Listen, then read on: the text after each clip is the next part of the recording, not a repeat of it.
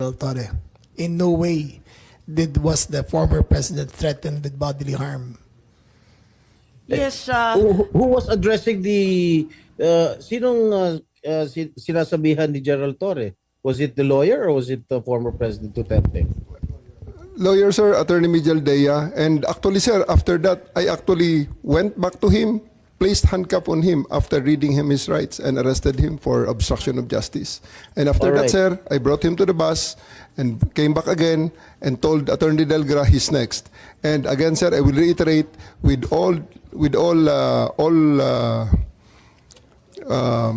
all credits goes to the former president because after he saw that I'm already very, very serious in bringing him to the plane, he said, okay, let's go. And I told Romy, the PSG, to just escort him and he went voluntarily to the bus that brought him to the plane.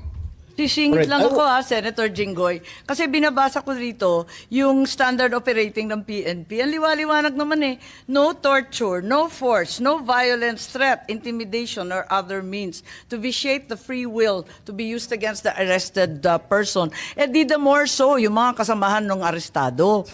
Eh sabi mo nga, ikaw na nag-admit forcefully. Eh talagang you used force. Eh bawal po yun. Ma'am, it is, I placed E.S. Mijaldea under arrest for obstruction of justice. Eh, sabi And- nga ni Senator Jinggoy, eh, hihilain mo pa. Yes, ma'am. I did because I have to get into their heads to make them to make it very, very clear to them that we are already very, very serious O, of tama loading nga. the president to Oo the naman, plane. General, pinapaliwanag mo, pero bawal ang paggagamit ng dahas, ng pananakot, Ma'am, ng just to be intimidation, or any other means. Ang liwanag eh, nasa kapulisan yan eh. Just to be clear, operationally, there was obstruction of justice. It was the decision call of General Torre to place him under arrest for obstruction of justice. Now let us separate what happened to the president. You're talking about Attorney Medialdea. Yes, ma'am. Eh, paano yung iba? No one else was armed, ma'am. Yung attorney. No, wait. Yung abogado. If I may, Senator Amy. Yes. Madam Chair. Ayan. Sino yung kinaladkad nung isang pulis? Yung security na nakaitim. I think it was General Torre na hinila yung isang abogado. Dalawa yun eh, yung abogado, hinila yung upuan, di ba? Tapos yung nakaitim na si Q, eh kinaladkad din. Si Attorney Delgra, sir, because he is next to be arrested. Because of that, the former President PRRD saw that I'm already that serious, and he said he prevented the situation from further deteriorating and escalating. So he said, let's go. Isn't he entitled to a counsel of his choice, General? Yes, sir. For 12 hours, he was there. Oh. Can't he speak to his client? Bigla niyo na lang... They are there for 12 hours, sir, speaking to each other. Ano? They are there for 12 hours speaking to each Alright. other, sir. One more thing that I noticed in the video, no? Ang sabi ni PRRD, papasukin niyo yung anak ko. Abogada siya. At ang sinabi mo, hindi ko siya papapasukin. Why not, Gerald Torre? That is a decision. That is my call, sir. That is my decision. Considering that he Okay. had already been assisted by 3 lawyers all throughout Okay. that time, sir. And gabi na ho yun, sir. The request was Ano? made at around mga 9 o'clock na, sir. 11 hours General after Torre, ganito, the first arrest. Tanggalin mo na yung titulo ni Inday Sara. Kalimutan mo na siya na Vice President siya. Pagpalagay natin hindi siya Vice President. She is an immediate member of the family. Nung kami po ay nakakulong, ang immediate members of the family, 24 hours pwede bumisita sa amin, nakakulong kami. Eh ito, hindi pa nakakulong. Anak ito. Bakit hindi niyo pinapasok? Maliban doon, is this not a violation of RA 7438 that requires that you guarantee access to an attorney in addition to the immediate family? The President also said na yung anak niya, yung babae, abogado ko yun, papasukin nyo. Hindi nyo pinapasok. Eh, abogado yun eh. Actually, sir, Exactly. first to answer the question of Senator Estrada, sir. I have told the President that they can visit him at his detention facility because at this time the order of the day is to load him into a plane. So that's what we endeavored to do, and that's what happened, sir. Ano niya bibisitahin yung tatay niya sa Netherlands? Hindi naman dito tinray eh. Hindi naman dito kinasuhan eh. Sa ibang bansa eh. Oh, bakit hindi niyo man lang binigyan ng kortesiya yung anak na isang abogada na magkukonsulta? Katulad nga na sinabi ko kanina, yung mga nakakulong nga, 24 hours pwede bumisita ang immediate members of the family. Bakit ito hindi pa nakakulong, hindi niyo pinapasok yung anak? Our mission at that time, sir, is to deliver him to the My God. body Kahit who ano issued the warrant, mangyari, sir. Nasa batas yan. Nasa batas yan, General. Immediate members of the family, lawyers, priests, etc., etc. I should know. Nanggaling ako dyan. Tapos ito, hindi naman nakakulong. Again, I am not defending President Duterte. I'm just explaining the rights of an accused. Because naging akusado rin ako. And I don't want that to happen to anybody else. Dapat naman nagbigay kayo ng konting kortesiya o respeto man lang sa mga dating presidente dahil naranasan namin yan. Nung kinulong po yung tatay ko, ganun din. Kawalang respeto ang mga pulis sa amin. Porket nawala na ba kami sa kapangyarihan, ganun na lang. Eh matanong ko naman sa General, wag naman po sana mangyari, God forbid.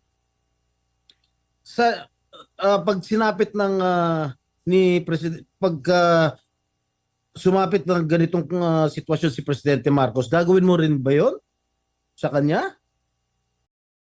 Lahat ng pekas at dark spots kayang matanggal sa bahay lang, hindi mo na kailangan magpunta sa mahal na spa.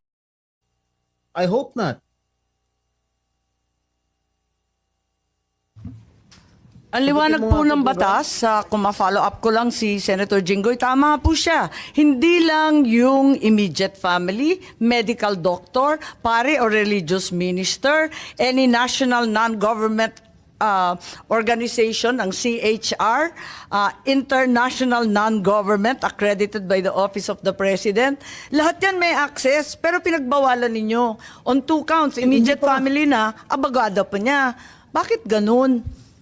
Ma'am, I think that's sub judice. I think we should be wary of many of the things we were mentioning Bakit here. po naging sub judice yun? Ito kasi, ano ho yun, habeas corpus po ang petition.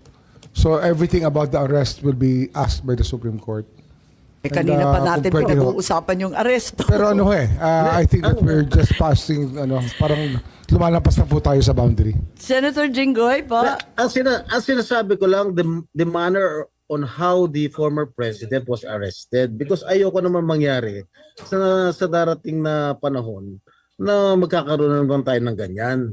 Sana makapagbigay lang ng korting kortesiya man lang, nakausapin yung mga abogado, pero nakausapin yung mga members ng immediate family niya, sana naman binigyan niya ng pagkakataon. Kaso mo, nung nakiusap si dating Pangulong Duterte na papasukin yung kanyang anak na abogada, tanggalin mo na hindi siya na vice presidente siya. Abogada at anak niya, member na immediate family, sana naman lang binigyan niya ng pagkakataon. Makita niya yung tatay niya bago niyo siya isinakay sa plano. Yun lang naman yung sa akin. Masakit. Ako, isang anak na meron din akong tatay na ginanon ninyo. Masakit para sa akin. Pakipaliwanag din. Maraming salamat, Senator Jinggoy. Marami tayong pinagdaanan, kapatid. Kaya't eto nga, talagang dinudibdib natin Madam Chair, to. Yes, Secretary John Vic lang po. Kay VP, kay Senator at sa iyo, hugot ng mga anak ng presidente yan. Sumpa. Secretary John Vic, itatanong ko lang, why was there obstruction of justice? Pakipaliwanag lang. Anong ginawa nila na obstruction of justice? I think General Torre would be the best one to explain that, ma'am. General? Sir. Sabi niyo nag-obstruction of justice kaya aarestuhin na rin ninyo si Attorney Medialdea. Ano po yung ginawa ni Attorney Medialdea na obstruction of justice? We are about to load an arrested person into a plane to transport him to the tribunal who issued the warrant. And Attorney Mijaldea is preventing us from doing that. He shouted at us and intimidated us, including the president intimidating me. Alam ko, malaking tao si Attorney Medialdea, pero hinarang ba kayo, tinulak ba kayo? Wala namang ginawa eh. Hindi naman He did, nadadaan ma'am. sa salita yung obstruction eh. He did, ma'am. So I do believe that under that circumstances, I have to arrest him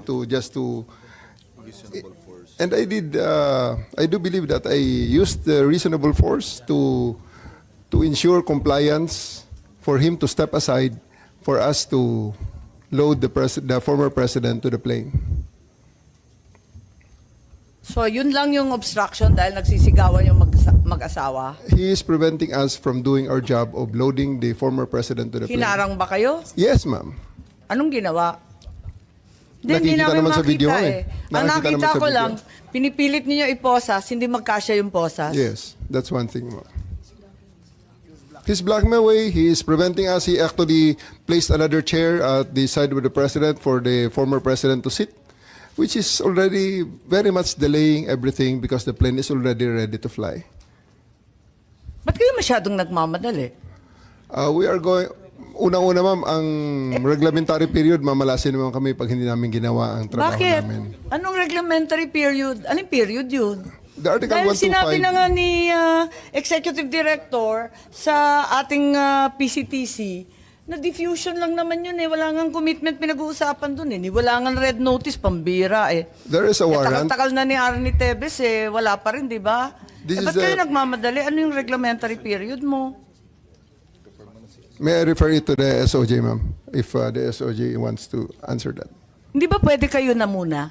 Mauna lang kayo, tapos sa si SOJ. Pwede? Okay, ma'am. Okay.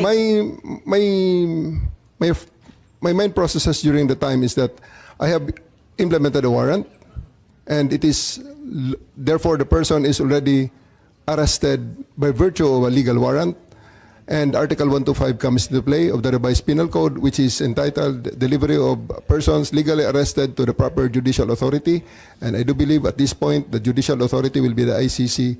Therefore, I have to abide with that Article 125 of the So revised inaamin penal mo code. warrantless arresto.